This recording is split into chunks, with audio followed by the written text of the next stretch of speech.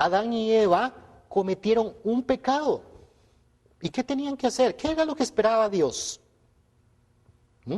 Dios vino a Adán y Adán se escondió. ¿Y qué le dijo? ¿Qué pasó, Adán? Y Adán, ¿qué dijo? Es que te escuché o te sentí y sentí vergüenza.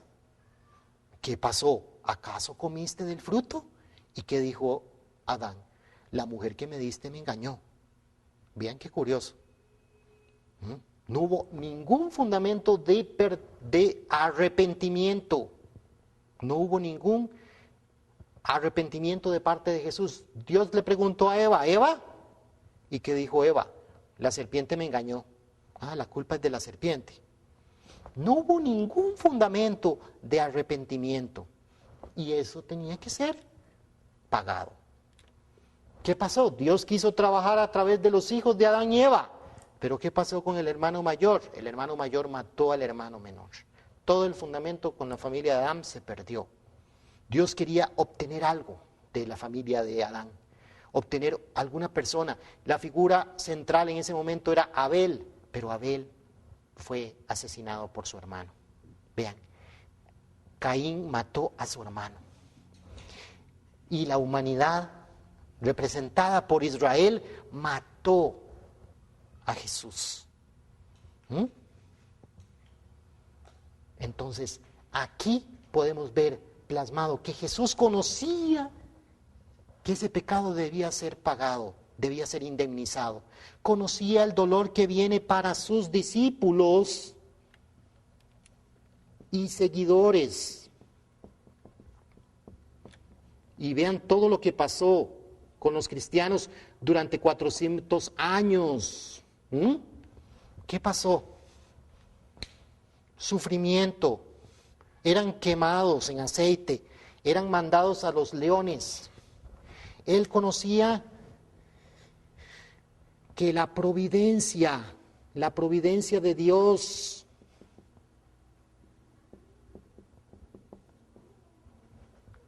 se iba a atrasar más. La providencia de Dios se iba a atrasar. Jesús lo dice, Jesús lo siente, perdón. Jesús está pidiendo, si es posible que pase de mí. No era cobardía. ¿Cómo podemos pensar que Jesús tenía temor de morir? ¿Cuántas personas en la historia han dado su vida? Los patriotas. Ustedes conocen la historia de muchos países y han habido patriotas, héroes. Una y otra vez personas que dan su vida por otras personas, incluso por su país. Y lo hacen sin temor, sin miedo. Mucho más razón Jesús. Pero Jesús conocía el dolor. Él conocía el dolor de Dios. Conocía el dolor de Dios. Conocía el dolor en el corazón de Dios. Esto es importantísimo. Por eso Jesús mismo le está pidiendo a Dios no ir. ¿Hay alguna forma que esta gente me crea? Eso es lo que hay detrás de esas palabras. Eso es lo que hay detrás del corazón de Jesús y de Dios. ¿Hay alguna forma en que pueda yo salvar a la humanidad? ¿Puedo hacerlo? Y Jesús ya se da cuenta que ni siquiera sus mismos discípulos principales lo estaban acompañando. Se iban a dormir. Vean qué curioso, Jesús estaba completamente solo de la situación en que estaba pasando. Entonces, las palabras de Jesús en el jardín de Getsemaní son la prueba más clara de que Jesús originalmente no venía a morir en la cruz. Pero ahí sí, el principio divino viene ahora a lo siguiente. Tiene que haber un límite. ¿Cuál fue el grado? ¿Cuál fue el grado de salvación? ¿Cuál fue el grado de salvación logrado por Jesús? ¿Cuál fue el grado de salvación logrado por Jesús? Estimado televidente, ¿Qué pasa? Habíamos mencionado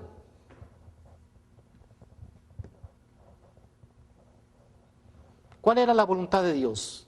La voluntad de Dios es que la gente crea. Esa es la voluntad de Dios. Pero ¿quién estaba ahí? Jesús estaba completamente unido a Dios en mente y en cuerpo. Jesús estaba completamente unido a Dios en mente y en cuerpo. ¿Qué pasa con el pueblo de Israel? El pueblo de Israel decide hacer la voluntad de Satanás. ¿De qué? De no creer. Entonces, quiere decir que toda la humanidad, representada por Israel, estaba destinada eternamente a quedar en manos de Satanás. ¿Pero qué pasó? La cosa más preciosa que Dios tiene en ese momento, Dios la ofrece con el fin de salvar a la humanidad, que está representada ¿por quién? Por Israel. Juan 3:16, porque de tal manera amó Dios al mundo, que dio a su Hijo, para que todo aquel que creyera no pereciera. Entonces, el cuerpo de Jesús fue entregado a la gente que estaba haciendo la voluntad de ¿quién? El cuerpo de Jesús fue entregado a Satanás. Fue martirizado. Y nosotros podemos incluso leer pasajes bíblicos, porque sabemos que hay un principio muy importante, la responsabilidad humana. La responsabilidad humana es la que decide si la voluntad de Dios avanza o la voluntad de Dios se atrasa, o el plan de Dios se atrasa. Entonces, el cuerpo de Jesús fue entregado a los judíos. Pero ¿qué pasó? La mente de Dios, el corazón de Dios, ¿con quién estaba unido? Estaba completamente unido a Dios. Aún con todas las tentaciones, aún con todas las burlas, aún con todo lo que las humillaciones que le hicieron, que le hacían a Jesús en el Calvario. El corazón y la mente de Jesús estaba completamente unido a Dios. Entonces, el camino de salvación que se logra con la humanidad es que la mente del ser humano está unido, puede estar unido en corazón con Dios, porque Jesús abrió un camino de salvación a nivel espiritual. Pero ¿qué pasa con nuestros cuerpos? Nuestros cuerpos, el cuerpo de cada persona, el cuerpo de la humanidad, de cada individuo, todavía sigue atado al pecado. Ese es el camino de salvación que se logra. Es un camino de salvación muy grande que se logra con Jesús. Pero Jesús dijo, ciertamente, Apocalipsis, ciertamente vengo pronto. Jesús dijo que tengo que volver. ¿Y por qué tiene que volver? Porque tiene que lograr la salvación completa. Tiene que lograr que se crea una sociedad, un mundo donde no haya pecado. Esa es la voluntad de Dios. Entonces, el grado de salvación que se logra con Jesús es grandioso, hermoso. El principio divino, recalco, no está diciendo que Jesús fracasó. No, el que fracasó fue la humanidad. La humanidad fracasó. ¿Por qué fracasó? Pues fracasó en su responsabilidad de reconocer al Hijo de Dios. Entonces, como producto de la crucifixión se abrió un camino de salvación a un nivel espiritual. la salvación espiritual. Pero ¿qué pasa con nuestro cuerpo? Nuestro cuerpo todavía físicamente está atado al pecado. Miserable de mí, ¿quién me librará de este cuerpo? Así dice Pablo. ¿Qué hubiera pasado, estimado televidente, si Jesús hubiera sido aceptado? Se habría logrado la salvación tanto física como espiritual. En aquel tiempo Jesús hubiera abierto un camino de salvación tanto físico y como espiritual. Y en este momento ya no habría pecado en la humanidad. ¿Qué hubiera pasado hace 2000 años? Hablar del reino de los cielos hubiera sido en este momento, sería una realidad. Se habría establecido el reino de los cielos si Jesús hubiera sido aceptado hace 2000 años. Y como dice 1 Corintios 2:8, la sabiduría de Dios habría sido reconocida por los príncipes de ese tiempo. Y Jesús hubiera sido ungido rey. Jesús hubiera sido ungido rey. Podemos leer en Isaías 9, 6, 7. Isaías 9, del 6 al 7. Eso es la voluntad de Dios. Ahí podemos nosotros leerlo. Dice: porque un niño nos es nacido, hijo nos es dado, y el principado sobre su hombro, y se llamará su nombre admirable, consejero, Dios fuerte, Padre eterno, príncipe de paz. Vean qué bonito. Vean qué interesante lo que iba a pasar con el nacimiento de ese niño. ¿De cuál niño, estimados televidentes? De ese niño que nació en Belén. Ese niño, ese hijo del carpintero, ese era el que iba a ser reconocido como admirable, como consejero, como Dios fuerte, como Padre eterno, como príncipe de paz. ¿Se cumplió esa profecía, señores?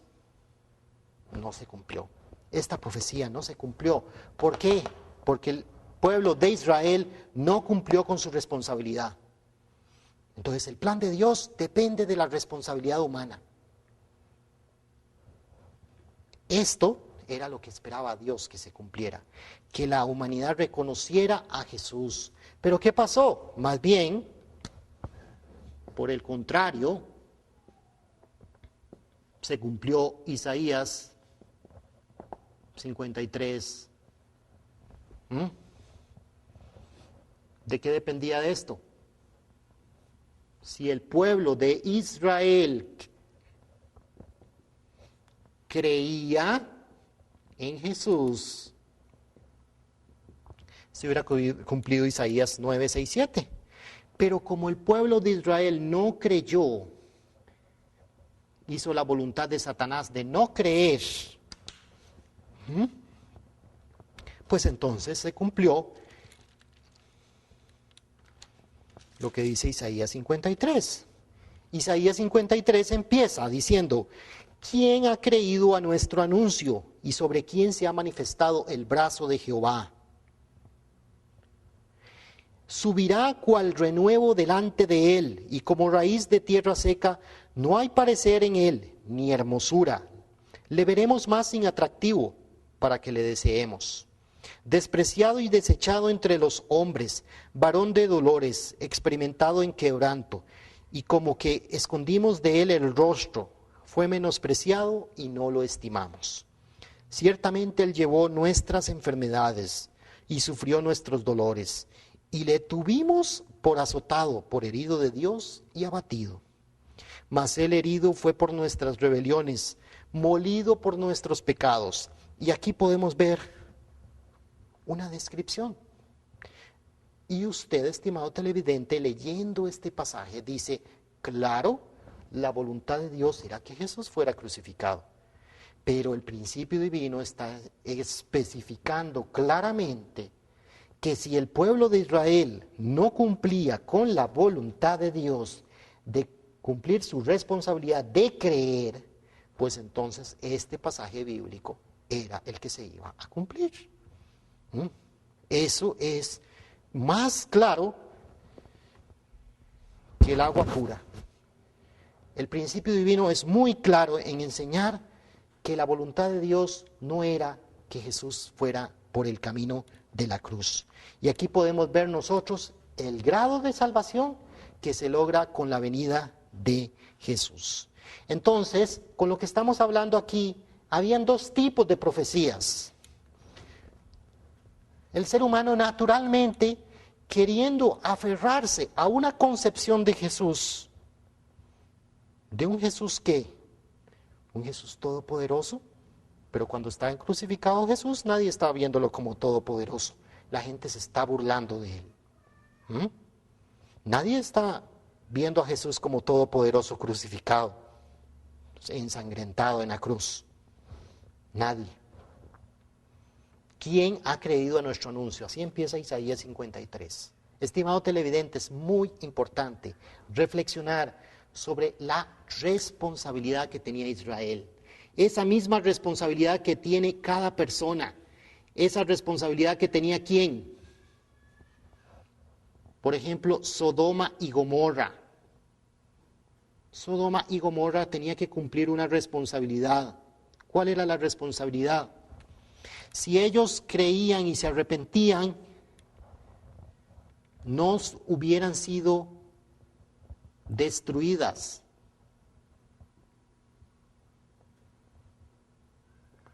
Sodoma y Gomorra no hubiera sido destruida si ellos hubieran cumplido la voluntad de Dios de arrepentirse, pero Sodoma fue destruida.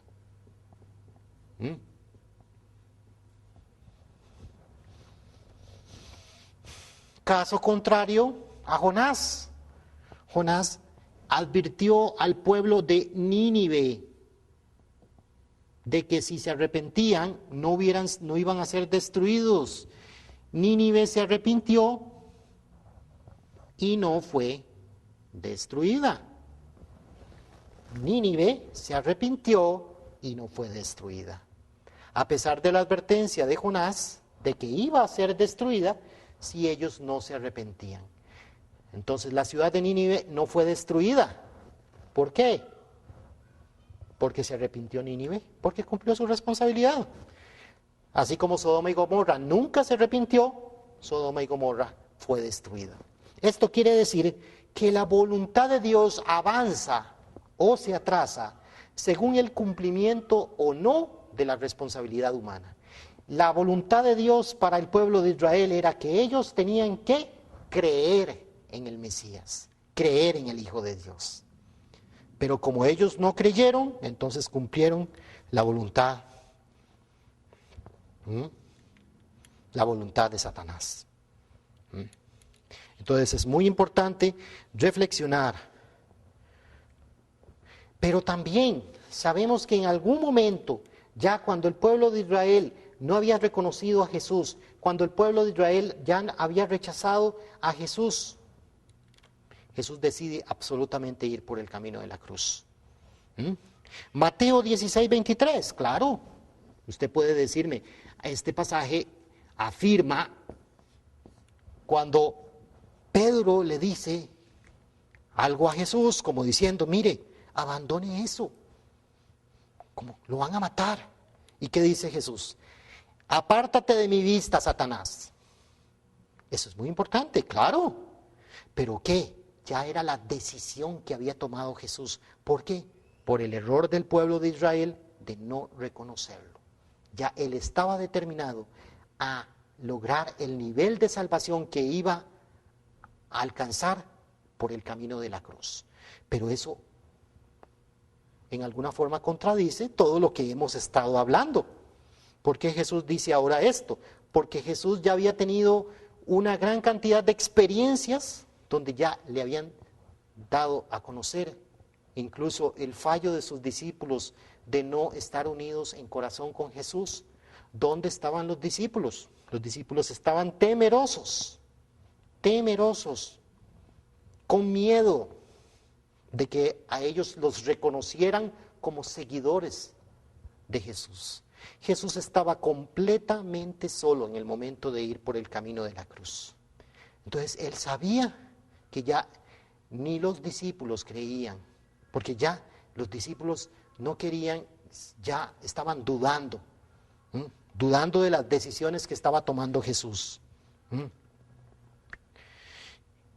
El hecho de que estaba entonces resultado de tomar el camino de la cruz ya representaba un camino de pagar indemnización, como un trueque que hace Dios con Satanás, dando su cosa más preciosa con la finalidad de salvar a la humanidad. Y eso es el logro que se logra, que se alcanza con la crucifixión. Y otro pasaje muy importante, Juan 19:30, dice, en Juan, dice, todo está cumplido. Sabiendo que el pueblo ya estaba en incredulidad, hasta el punto de que ya no lo aceptaban, Jesús dijo, bueno, tengo que cumplir mínimo la salvación espiritual. Así es, porque Jesús está diciendo que Él debe volver. Así que debemos reflexionar si Jesús vino realmente a morir en la cruz. Es muy importante, porque desde el punto de vista de toda la providencia, desde el punto de vista de todas las palabras que hemos estudiado, nos da a entender que Jesús no venía originalmente para ir por el camino de la cruz. Pero también hay un aspecto muy importante, que hay que reflexionar, y es sobre la misión que tenía un personaje muy crucial para que Jesús fuera reconocido o no fuera reconocido por los judíos, fuera reconocido por los judíos. ¿Quién es ese personaje, estimados televidentes? ¿Quién es ese personaje importante que está alrededor de la venida de Jesús? Juan Bautista. Juan Bautista tiene una importancia increíble y el principio divino lo recalca. Juan Bautista y la segunda venida de Elías. Vean qué interesante. Vamos a ver esto.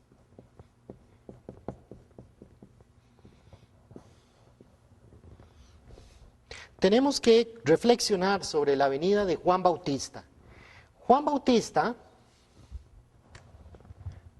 antes de hablar de Juan Bautista, tenemos que hablar de Elías. ¿Quién era Elías? Elías era un profeta que vivió 900 años antes de Cristo.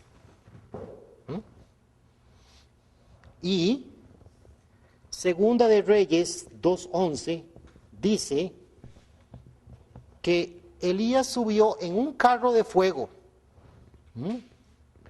Pero lo que quiere decir es que Elías fue al mundo espiritual. Hablo del mundo espiritual porque me imagino que ustedes ya han estudiado el principio de la creación y entonces ustedes ya pueden ver que Elías fue al cielo, fue al mundo espiritual, y luego más adelante en Malaquías, en el libro de Malaquías, se habla de que antes de que venga el día grande y terrible, ¿cuál es el día grande y terrible? ¿Cuál es el día grande y terrible? El día grande y terrible es el día de la venida de Jesús, el día de la venida del Hijo de Dios. El día grande y terrible. Eso está en Malaquías 4:5. Antes de que venga el día grande y terrible, yo les envío al profeta Elías. ¿Y quién era el profeta Elías? Pues nosotros, ahora 2000 años después, nos queda muy claro. que el profeta Elías estaba siendo representado por la figura de Juan Bautista. Y nosotros podemos ver en Mateo 11:14, podemos leer Mateo 11:14, y Mateo 11:14 dice claramente, o hace mención a quién es Elías. Dice, y si queréis recibirlo, él es aquel Elías, el que había de venir. Si nosotros leemos antes, también se hace mención a otros pasajes, donde se recalca incluso de que los discípulos vienen a preguntarle a Jesús, ¿por qué los escribas dicen que debe venir Elías? Y entonces Jesús dice, Elías ya vino e hicieron con él todo lo que quisieron. Pero también hay una situación, hay una circunstancia, hay un problema que se está dando respecto a la venida de Jesús. Juan Bautista había tenido un nacimiento milagroso. Eso nosotros lo comentamos al principio de la conferencia. Hasta el punto de que la gente pensaba de que Juan Bautista era el Cristo. Eso usted lo puede ver en Lucas 3:15. ¿Cuál es la misión de Juan Bautista? ¿Cuál cree usted que es la misión de Juan Bautista? Pues nosotros podemos hablar en el libro de Juan, capítulo 1, 19, que había una confusión entre los seguidores porque querían entender cuál era el papel de Juan Bautista cuando escuchaban a aquel señor, el hijo del carpintero, proclamándose como el Mesías. Entonces había un conflicto porque había una persona que era muy respetada, Juan Bautista, y esa persona era crucial para poder entender también la misión de Jesús. Entonces resulta que en el libro de Juan,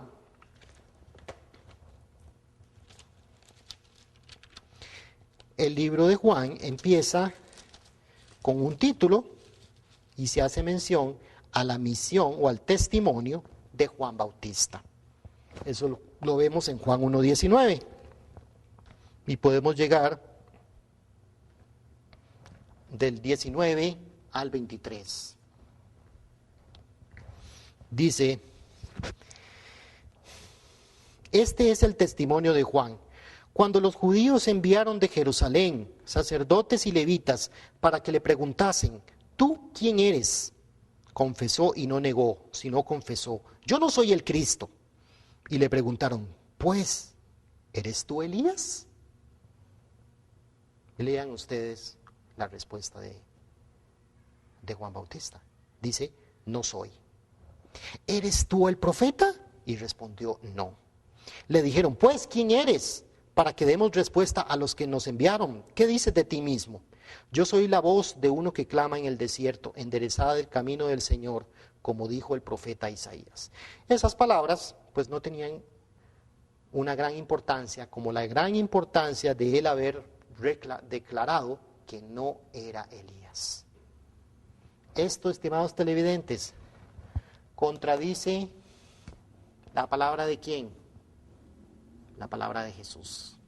Jesús dice, y si queréis admitirlo, él es Elías, el que había de venir. Estimado televidente, ¿quién está diciendo la verdad? ¿Juan Bautista o Jesús? Ahí nos ponemos en jaque mate. ¿Por qué? Porque nosotros admiramos. Naturalmente, en la historia y en la tradición se nos ha enseñado a respetar la figura de Juan Bautista.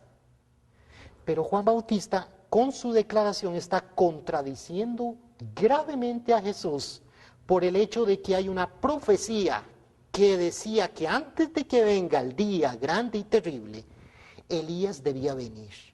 si Juan declaraba que él no era Elías, ¿cómo iba a quedar Jesús? Jesús iba a quedar como un bromista, casi un payaso, que estaba diciendo, yo soy el Elí, yo soy el Mesías. Pero de ahí, los escribas, los fariseos decían, no está Elías, este no es el Mesías. Es importantísimo, era crucial, porque entonces dependía de cómo miraban la gente a Juan Bautista y cómo miraban a Jesús. Juan Bautista era de una familia reconocida. Zacarías, el padre de Juan Bautista, era un sumo sacerdote, un sacerdote grandemente reconocido. O sea, Juan Bautista era de una familia reconocida. Juan Bautista proclamaba según el Antiguo Testamento, según lo tradicional. Estimados televidentes, es muy fácil seguir lo tradicional. Es muy fácil para nuestra vida de fe seguir lo tradicional. Juan Bautista llevaba una vida ascética, una vida de ayuno. Por el contrario que hablaba la gente de Jesús. Jesús andaba con gente humilde, gente sencilla, incluso andaba hasta con prostitutas. Vean, qué curioso. Jesús era una persona de corazón abierto, de un corazón abierto, podía amar a cualquier persona. Nosotros a veces nos comportamos como los fariseos. ¿Por qué?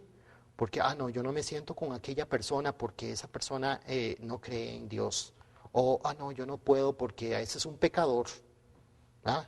¿Eso es el corazón de un verdadero cristiano? No, el corazón de un verdadero cristiano es seguir realmente a Jesucristo. Y Jesucristo se sentaba con cualquier persona y era libre de amar.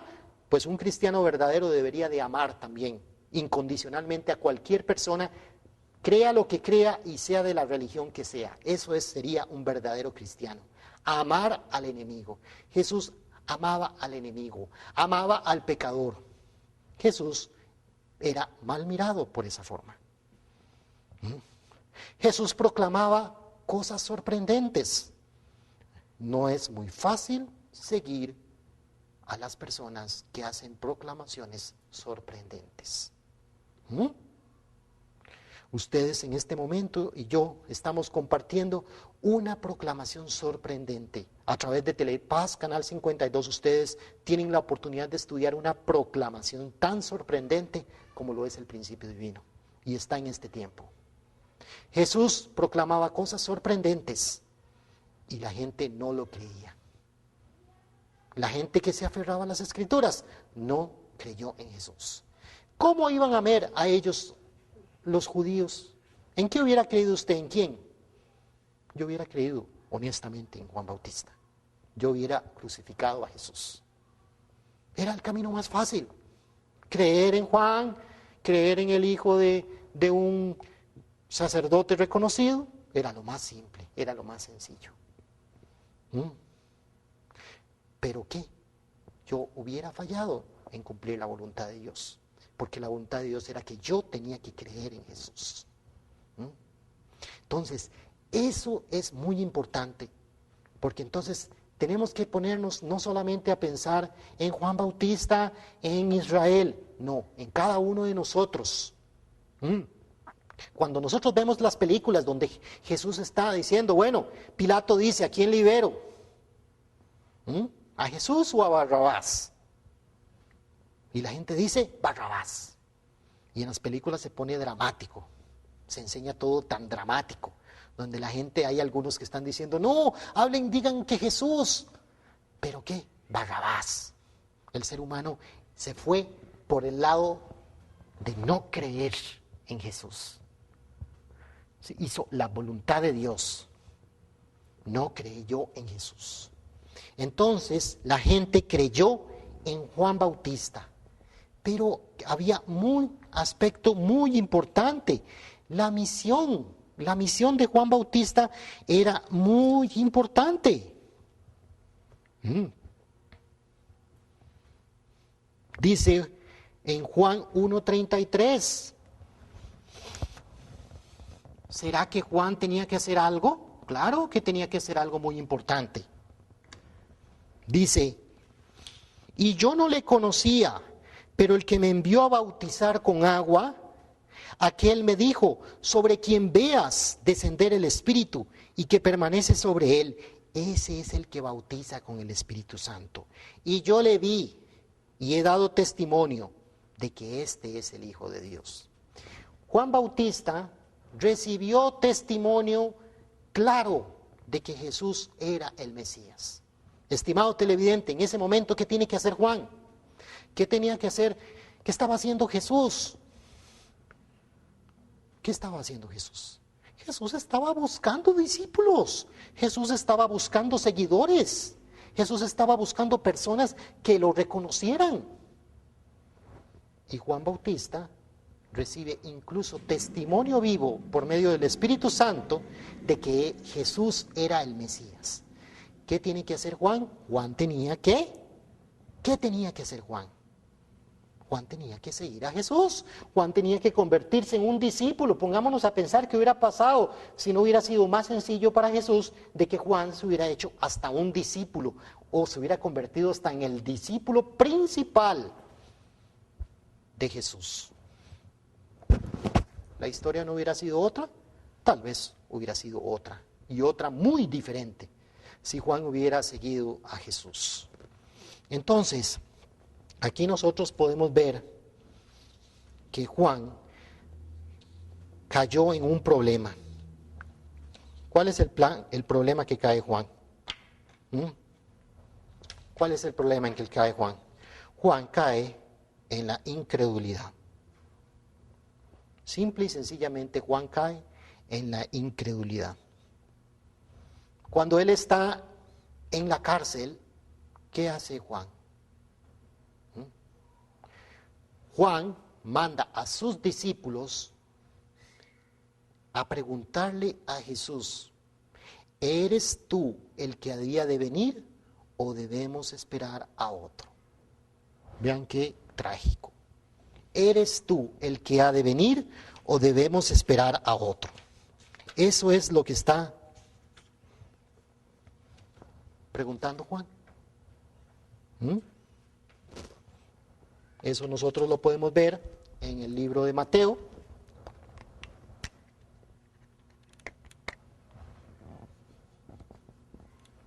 Mateo 11.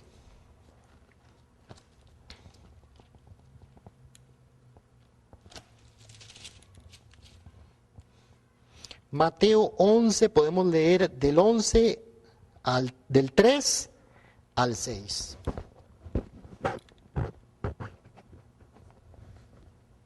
Dice, cuando Jesús terminó de dar instrucciones a sus 12 discípulos, se fue de allí a enseñar y a predicar en las ciudades de ellos. Y al oír Juan en la cárcel los hechos de Cristo, le envió uno de sus discípulos para preguntarle, ¿eres tú aquel que había de venir o esperaremos a otro? Respondiendo Jesús les dijo, id y saber a Juan las cosas que oís y veis. Los ciegos ven, los cojos andan, los leprosos son limpiados, los sordos oyen, los muertos son resucitados, y a los pobres es anunciado el Evangelio. Bien y bienaventurado el que no halle tropiezo en mí. Vean qué palabras más duras. ¿Eso no fue como una regañada para Juan Bautista? Claro que fue una regañada para Juan Bautista. Y termina en Mateo 11:6. Dichoso aquel que no halle tropiezo. Estimado televidente, ¿qué significa hallar tropiezo en una persona? Digámoslo así. Yo voy por la calle y usted me encuentra. Y puede hallar tropiezo en mí. Y dice, uy, este que sale dando unas conferencias, ahora lo veo. Mire, es un gordillo. No, yo lo vi el otro día en otro lado. Eso es hallar tropiezo. Usted puede hallar tropiezo en mí. Usted puede hallar tropiezo en mí. Yo puedo hallar tropiezo en ciertas personas. Uy, aquella persona no me parece, no me gusta. O sea, en alguna forma Juan había hallado tropiezo en Jesús. El mismo tropiezo que había visto toda la gente. por la falta de fe y por mirar al Mesías con ojos humanos, no con los ojos de Dios. Juan Bautista empezó a mirar a Jesús con ojos humanos, hasta el punto de pasar desde la preciosa revelación que él tiene cuando el Espíritu Santo le revela que Jesús es el Mesías, hasta el punto de hallar tropiezo en Jesús. Entonces, halló tropiezo en Jesús. Juan Bautista halló tropiezo. Y entonces resulta que en Mateo 11, vean qué interesante, Mateo 11:11, o Mateo 11, del 11 al 12, dice: de cierto os digo, en las palabras de Jesús, entre los nacidos de mujer no se ha levantado otro mayor que Juan el Bautista, pero el más pequeño en el reino de los cielos, mayor es que él. Esto nos hace suponer que en el reino de los cielos cualquier persona es mayor que Juan. Y nos haría interpretar bajo la tradicional concepción de que Juan era una persona humilde. Entonces resulta que, bueno, él es pequeño en el reino de los cielos porque él es una persona humilde. Y dice Jesús en Mateo 11:12, desde los días de Juan el Bautista hasta ahora, el reino de los cielos sufre violencia y los violentos lo arrebatan. ¿Quiénes son los violentos que arrebatan el reino de los cielos? De ahí, ¿qué más violentos que los que eran discípulos de Jesús? Pescadores que no conocían nada de la palabra de Dios, pero tenían un corazón sincero, tenían un corazón honesto. Pedro era un pescador y no tenía un carácter así, ¿verdad? Ustedes lo pueden ver que es muy fácil de interpretar eso con lo que ustedes ven en las películas. ¿Por qué en las películas ponen a Pedro como el del carácter más fuerte, el más duro? Porque debió haberlo sido así. Pedro fue una persona de gran fe, pero era un violento, un pescador, no conocía la palabra de Dios, no conocía de las Escrituras, pero sin embargo él se fue acercando al reino de los cielos más que otras personas. Entonces, el más pequeño en el reino de los cielos es más grande que Juan Bautista. Pues resulta que nosotros podemos hacer referencia al libro de Juan. Resulta que en Juan, capítulo 3, dice, podemos leer desde el 28 al 30. Juan 3, 28, 30. Dice: vosotros mismos me sois testigos en que dije, yo no soy el Cristo, sino que soy enviado delante de él. El que tiene la esposa es el esposo, mas el amigo del esposo, que está a su lado, le oye, se goza grandemente de la voz del esposo. Vean que está hablando de Jesús. Dice: así pues, este es mi gozo, está cumplido. Es necesario que él crezca, pero que yo mengüe. O sea, resulta que ahora le está hablando, haciendo referencia a Jesús, al que estaba bautizando al otro lado del Jordán. Es necesario que él crezca y que yo mengüe. O sea, Juan Bautista está tomando una actitud completamente diferente respecto a la figura de Jesús, respecto a esa persona que no es digna ni de desatarle las sandalias, pero ya cuando Juan Bautista mira a Jesús, ya no lo mira con esos ojos. Entonces, ¿qué es eso? ¿Qué es el más grande en el reino de los cielos? Podemos hacer referencia a Mateo 5:19. ¿Será que Juan Bautista era humilde? Pues aquí lo vamos a recalcar. ¿Será que Juan Bautista cumplió su misión? ¿Será que al decir Jesús, que el más pequeño en el reino de los cielos, es aún mayor que Juan, está haciendo suponer de que Juan es una persona humilde y sencilla. Pues vamos a leer Mateo 5:19. Dice, o podemos leerlo a partir del 17, dice: no penséis que he venido para abrogar la ley o los profetas. No he venido para abrogar, sino para cumplir. Porque de cierto os digo que hasta que pasen el cielo y la tierra, ni una jota ni una tilde pasará de la ley, hasta que todo se haya cumplido. De manera que cualquiera que quebrante uno de estos mandamientos pequeños y así enseñe a los hombres, muy pequeño será llamado en el reino de los cielos. Mas cualquiera que los haga y los enseñe, éste será llamado grande en el reino de los cielos.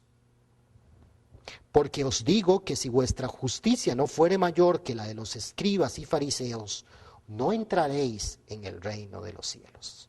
Pero resulta que ahí en Mateo 5:19 dice que aquel que quebrante uno de esos pequeños mandamientos y enseñe a los hombres a quebrantar ese pequeño mandamiento, muy pequeño será llamado en el reino de los cielos. ¿Cuál fue el pequeño mandamiento que quebrantó Juan Bautista? ¿Cuál fue el pequeño mandamiento que quebrantó Juan Bautista, estimados televidentes? Pues quebrantó el pequeño mandamiento de no seguir a Jesús. Ese fue el pequeño mandamiento que quebrantó Juan. Él no siguió a Jesús. ¿Y qué pasa? Detrás de Juan estaba el pueblo de Israel. Y la tendencia del ser humano es así. Díganme si no es así la tendencia del ser humano. Resulta que Jesús se proclama como el Hijo de Dios. Pues bueno, la gente en aquel tiempo va a donde Jesús y se cerciora o empieza a indagar. Así sucedía. Cuando Jesús proclamaba, estaban los escribas, estaban los fariseos. Pero ¿qué era lo que estaban viendo los escribas y los fariseos? Estaban lo más sencillo, lo más simple, lo normal. ¿Quiénes están siguiendo a este Señor? Pues ellos veían que gente sencilla estaba siguiendo al Señor. Era lo común para juzgar si un profeta es bueno o es malo a los ojos del ser humano. No quiere decir que es lo correcto, pero es muy posible que la gente juzgaba a Jesús por sus seguidores. No, Jesús no es el Hijo de Dios. No, es que muy poca gente sigue a ese Señor. Muy poca gente sigue a Jesús. Pero de ahí, si Juan Bautista hubiera estado incluido dentro de los seguidores de Jesús y está completamente unido, ya la cosa hubiera sido muy diferente. La cosa hubiera sido muy diferente. Entonces, hubiera sido posible que la gente hubiera seguido el mandamiento de seguir, porque Jesús eso era lo que estaba haciendo. Siguiendo el mandamiento de seguir a Jesús, pidiendo que siguieran ese mandamiento, de seguir a Jesús. Entonces, en ese aspecto, vean qué interesante, para finalizar esta conferencia.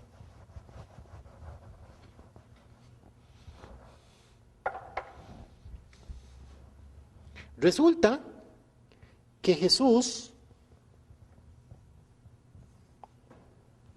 viene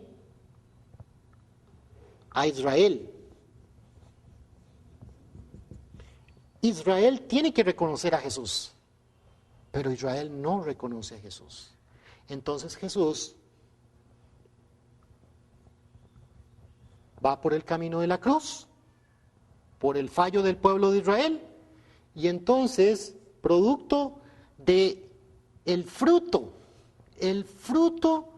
de toda la providencia lograda por Jesús, ¿se alcanza con quién? con el cristianismo. ¿Mm?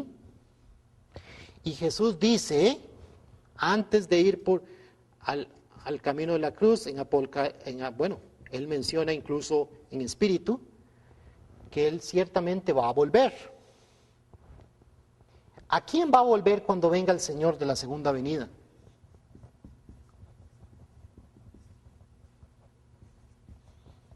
¿A quién va a volver? ¿Mm? ¿A quién va a volver? Pues va a volver a la segunda Israel, que son los cristianos. Y los cristianos van a estar en una posición similar a la del pueblo de Israel. Cuando venga el Señor de la segunda venida, los cristianos van a estar en una posición exactamente igual que la que estaban los israelitas. Pero ¿qué pasa? Si los cristianos se aferran en la misma forma como se aferraron los escribas, los fariseos a las escrituras, no dieron hincapié al corazón, no dieron espacio a que el corazón les dictara si lo que habla el Señor en la segunda venida es la verdad o no. Si los cristianos, cuando venga el Señor de la segunda venida, el Señor va a tener que hacer un movimiento. ¿Y cómo va a ser visto este movimiento, estimados televidentes? Pues en la misma forma como fue visto este movimiento después de la crucifixión de Jesús en Hechos 24:5. ¿Cómo fue visto ese movimiento? Podemos leer en el libro de los Hechos.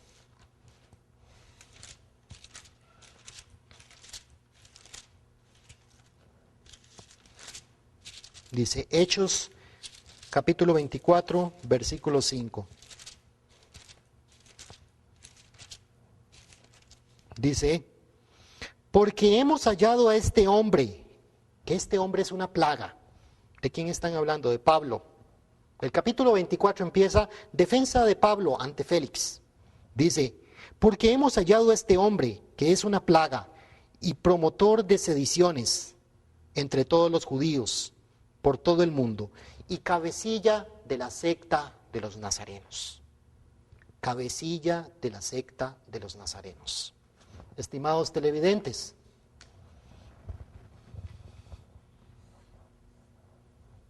el cristianismo en sus inicios era visto como la secta de los nazarenos, por el error del pueblo de Israel de no reconocer a Jesús.